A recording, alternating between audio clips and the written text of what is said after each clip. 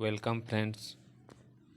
आज हम लोग देखेंगे जो टीचर एग्ज़ाम हुआ था 2019 में सीजी व्यापम के द्वारा लिया गया था, उस क्वेश्चन का एनालिसिस करेंगे, उसके आंसर जानेंगे, ताकि हम अभी जो होने वाला एग्ज़ाम है उसमें हम अच्छे से अच्छे अंक प्राप्त कर सकें। कौन कौन से टॉपिक से क्या क्वेश्चन आ रहा है वो सब देखेंगे।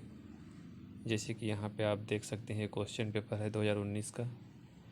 इसमें आपको जो है बाल विकास से 30 अंक के क्वेश्चन आते हैं, हिंदी से 25 अंक, अंग्रेजी से 25 अंक, गणित और विज्ञान से 30 अंक आते हैं और सामाजिक अध्ययन से 20 अंक, कंप्यूटर से 10 अंक और सामान्य ज्ञान से 10 अंक। तो इस तरह से इसमें आते हैं। तो आगे और देखते हैं क्वेश्चन।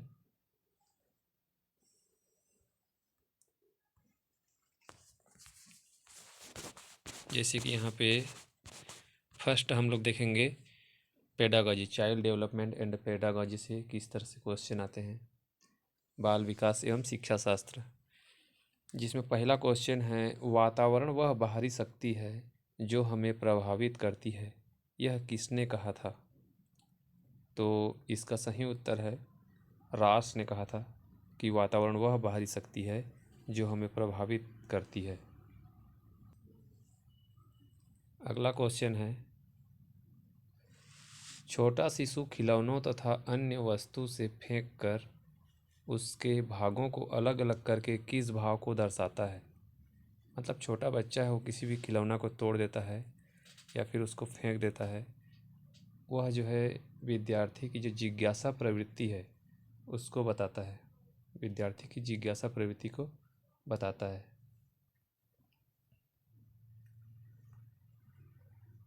अगला है, 6 से 9 वर्ष की आयु वर्ग का बच्चा अपने तात्कालिक वातावरण में अधिक रुचि लेता है, इसका अर्थ क्या है?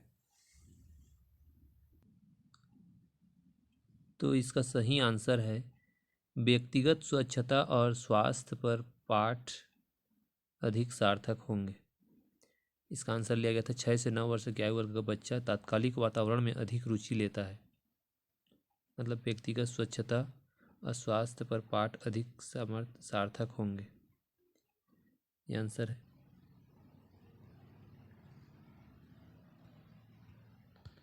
अगला क्वेश्चन है, शिक्षण प्रक्रिया को बढ़ाने के लिए प्रौद्योगिकी के उपयोग को शिक्षा में खाली स्थान कहा जाता है। तो शिक्षण प्रक्रिया को बढ़ाने के लिए प्रौद्योगिकी के उपयोग को शिक्षा में क्या कहा जाता है? तो इसको कहा जाता है आईसीटी। इसको याद रखना है आपको, आईसीटी कहा जाता है कि शिक्षण प्रक्रिया को बढ़ाने के लिए प्रौद्योगिकी के उपयोग, जो टेक्नोलॉजी का उपयोग करते हैं शिक्षण प्रक्रिया को बढ़ाने के लिए, उसको आईसीटी बोलते हैं। आईसीटी का फुल फॉर्म होता है इंफॉर्मेशन एंड कम्युनिकेशन टेक्नोलॉजी। अगला क्वेश्चन है, बौद्धिक विकलांगता को परिभाषित करने के लिए निम्न मानदंडों में से किसका उपयोग किया जा सकता है? इसका ऑप्शन है औसत बौद्धिक कामकाज से नीचे, सामान्य तौर पर अनुकूली कामकाज में हानि, इन कमियों को 18 वर्ष की आयु से पहले प्रकट किया जाना चाहिए, उपरोक्त सभी। तो इसका आंसर है उपरोक्त सभी।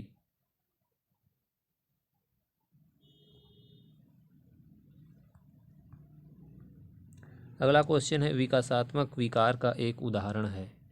विकासात्मक विकार का, तो विकासात्मक विकार का एक उदाहरण मानते हैं हम ऑटिस्टिक स्पेक्ट्रम विकार। इसका आंसर है डी, ऑटिस्टिक स्पेक्ट्रम विकार। अगला है, अभिप्रेरणा के लिए विद्यार्थियों की प्रशंसा की जानी चाहिए, एकांत में, अलग से, लोगों के बीच, व्यक्तिगत रूप से। तो बच्चों को मोटिवेशन करने के लिए लोगों के बीच में उसको प्रशंसा किया जाना चाहिए।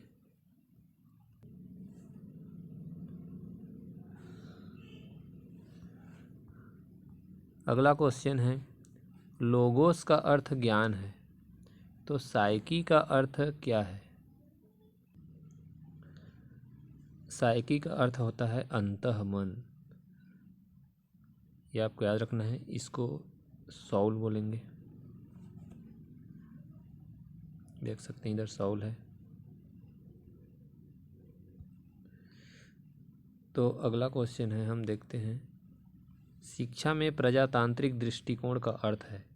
शिक्षा में प्रजातांत्रिक दृष्टि का क्या अर्थ हो सकता है? समान शैक्षिक अवसर, असमान लोगों के साथ व्यवहार, शिक्षकों के व्यवहार में एकरूपता, उपरोक्त सभी। तो इसका उत्तर है समान शैक्षिक अवसर।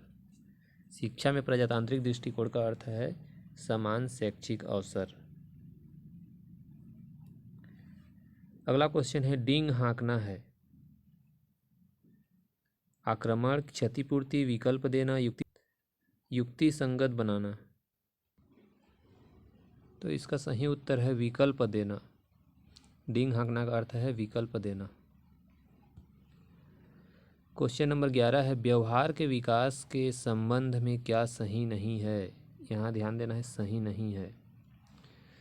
तो व्यवहार के विकास के संबंध में पहला ऑप्शन है, यह सामान्य सामूहिक संक्रिया से विशिष्ट प्रतिक्रिया की ओर जाता है। यह एक क्रमिक और अनवरत प्रक्रिया है। यह प्रत्येक बालक के लिए भिन्न होती है और एक क्रम में एकरूपता नहीं पाई जाती। यह शीर्ष, पुच्छक और समीप से दूर की दिशा में बढ़ता है। इसका सही उत्तर है, यह प्रत्येक बालक के लिए भिन्न होती है और क्रम में एकरूपता नहीं पाई जाती। मतलब जितने भी हम हैं, व्यक्ति हैं, उनके जो विकास के संबंध में ये सही नहीं होती है।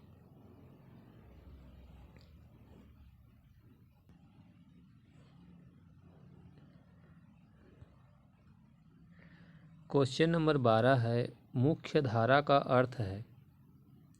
पहला ऑप्शन है, कम से कम प्रतिबंधात्मक परिस्थितियों में प्रत्येक विद्यार्थी को उपयुक्त शिक्षा देना। बी है, अधिगम या समायोजन से संबंधित समस्या वाले बालकों के लिए वैकल्पिक व्यवस्था करना। तीसरा, विशिष्ट बालकों की शैक्षिक आवश्यकताओं पर ध्यान आकर्षण। चौथा ऑप्शन है उपरोक्त सभी। तो मुख्य धारा का अर्थ होता है कम से कम प्रतिबंधात्मक परिस्थितियों में प्रत्येक विद्यार्थी को उपयुक्त शिक्षा देना। यह है मुख्य धारा का अर्थ।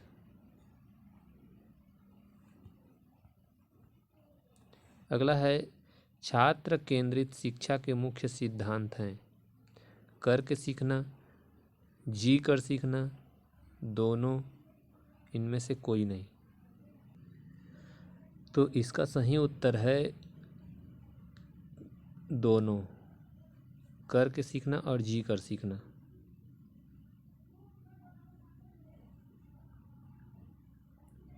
अगला है, अधिगम के रूप में आकलन CCE का महत्वपूर्ण अवयव है, क्योंकि अधिगम कौशलों को सीखने में मदद करता है, जीवन पर्यंत अधिगम की क्षमताओं का विकास करता है। केवल एक, केवल दो, या एक और दो, दोनों।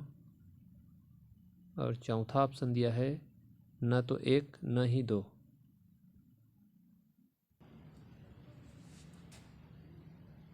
तो इसका सही उत्तर है सी, एक और दो, दोनों। मतलब अधिगम के रूप में आकलन जो CCE है उसका महत्वपूर्ण अवयव है।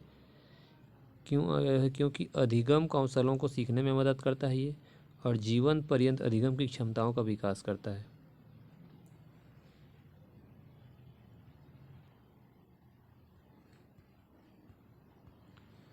अगला क्वेश्चन है, शिक्षा हेतु सामान्य विधियों की आवश्यकता होती है। पहला ऑप्शन है, व्यवस्थित निरीक्षण विधि, प्रत्यक्ष प्रयोग विधि, वैज्ञानिक विधि, समाजशास्त्रीय विधि। इसका सही उत्तर है व्यवस्थित निरीक्षण विधि। शिक्षा हेतु सामान्य विधियों की आवश्यकता होती है, जो कि मुख्यतः किस पर केंद्रित होती है? व्यवस्थित निरीक्षण विधि पर केंद्रित होती है। क्वेश्चन नंबर 16 है, सीखने की अक्षमता में गणितीय विकार का नाम है। बहुत सारे विकार होते हैं सीखने वाले जो हम पढ़ते हैं पेडागॉजी में। तो इसमें कौन सा ऑप्शन है? Dyspraxia, dyslexia, dyscalculia, dysphasia. तो इसका सही उत्तर है सी, डिसकैल्कुलिया।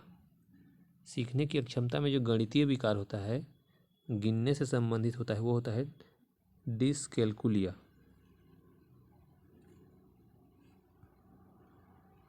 अगला क्वेश्चन है, विद्यार्थियों में सीमित अवधान की समस्या को हल किया जा सकता है।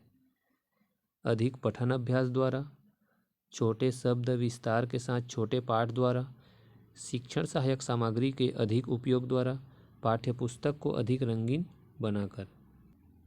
तो हम विद्यार्थियों के सीमित अवधान की समस्या को हल कर सकते हैं छोटे शब्द विस्तार के साथ छोटे पाठ के द्वारा। मतलब उनको छोटे छोटे स्मॉल पार्ट में बांट देंगे पाठों को और उनका शब्द विस्तार करके उनके जो सीमित अवधान है उस समस्या को हल कर सकते हैं। अगला है साक्षात्कार प्रविधि का एक महत्वपूर्ण भाग है प्रक्षेपी प्रविधियों का, चयनित प्रविधियों का, व्यवहारगत प्रविधियों का, प्रश्नावली प्रविधियों का। तो साक्षात्कार प्रविधियों का एक महत्वपूर्ण भाग होता है व्यवहारगत प्रविधियों का भाग होता है। इसका एक भाग है व्यवहारगत प्रविधि, बिहेवियर टेक्निक्स। क्वेश्चन नंबर 19 है शिक्षक द्वारा सहायक सामग्री के उपयोग का आधार है। शिक्षक द्वारा सहायक सामग्री के उपयोग का आधार क्या है? पाठ की मांग के आधार पर, विद्यार्थी की रुचि के आधार पर, प्राचार्य के अनुदेशन के आधार पर, उपरोक्त में से कोई नहीं। तो इसका सही आंसर है जो पाठ का डिमांड है, लेसन का जो डिमांड है उस आधार पर शिक्षक सहायक सामग्री होना चाहिए, न कि विद्यार्थी की रुचि के आधार पर। पाठ में जो चीज़ हमको ज़रूरत है उस तरह से सहायक सामग्री का होना जरूरी है। अगला क्वेश्चन है अनुसंधान से पता चलता है कि खाली स्थान सीखने की प्रक्रिया में एक प्रबल चर है। संभवतः योग्यता से भी ज़्यादा महत्वपूर्ण चर क्या होना चाहिए? उपेक्षा, अनभिज्ञता, अभिप्रेरणा, निरुत्साहन। तो जो हमारा एक प्रबल चर क्या होना चाहिए सीखने की प्रक्रिया में? योग्यता से भी ज़्यादा महत्वपूर्ण होना चाहिए। तो इसका सही उत्तर होगा मोटिवेशन, अभिप्रेरणा। मतलब हमारी योग्यता से ज़्यादा जरूरी क्या है? बच्चों को मोटिवेशन करना, अभिप्रेरित करना। क्वेश्चन नंबर 21 है 6 से 9 वर्ष की आयु के बीच बच्चों में पढ़ने और लिखने की गहरी इच्छा होती है, लेकिन मांसपेशियों में समन्वय अभी भी अपूर्ण है। तो शिक्षक का उपयुक्त व्यवहार क्या होना चाहिए? 6 से 9 वर्ष तक के बच्चे हैं, उनको पढ़ने और लिखने की गहरी इच्छा है, किंतु मांसपेशी अभी समन्वय नहीं बैठा है उनके। तो उसमें हमको क्या करना चाहिए? टीचर को क्या करना चाहिए? उनसे पठन का अभ्यास करना चाहिए, उन्हें अधिक लिखित कार्य दिया जाना चाहिए, लिखावट पर अधिक ध्यान दिया जाना, उपरोक्त में से कोई नहीं। तो इसका सही उत्तर है उनके मांसपेशियों में समन्वय नहीं है, तो इसके लिए हमको उनके लिखावट पर अधिक ध्यान दिया जाना चाहिए। ठीक है।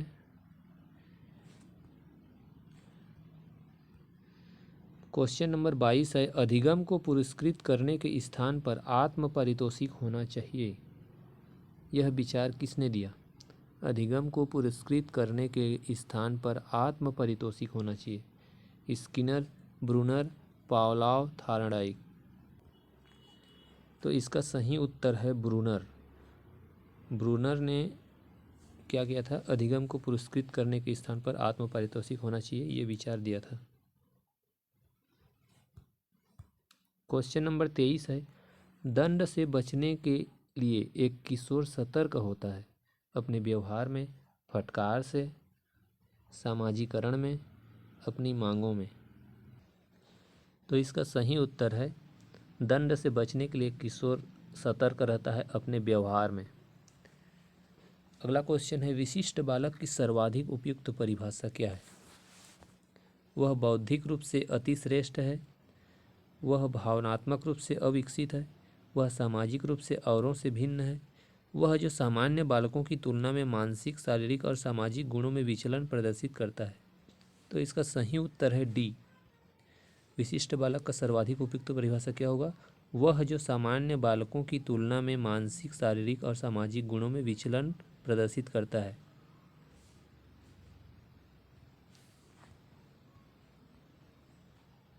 क्वेश्चन नंबर 25 है सीखना संज्ञानात्मक विकास पर निर्भर करता है। ऑप्शन है हमेशा, कभी कभी, कभी नहीं, गणना पर। तो इसका सही उत्तर है हमेशा। सीखना संज्ञानात्मक विकास पर निर्भर करता है, हमेशा करता है। 26 क्वेश्चन नंबर 26 है, धीमी गति से सीखने वाले बालक को खाली स्थान प्रकार की शिक्षा की आवश्यकता होती है। प्राथमिक शिक्षा, बुनियादी शिक्षा, समावेशी शिक्षा, इनमें से कोई नहीं। तो जो धीमी गति से सीखने वाले बालक हैं उनको समावेशी शिक्षा की ज़रूरत पड़ती है, इंक्लूसिव एजुकेशन की ज़रूरत पड़ती है।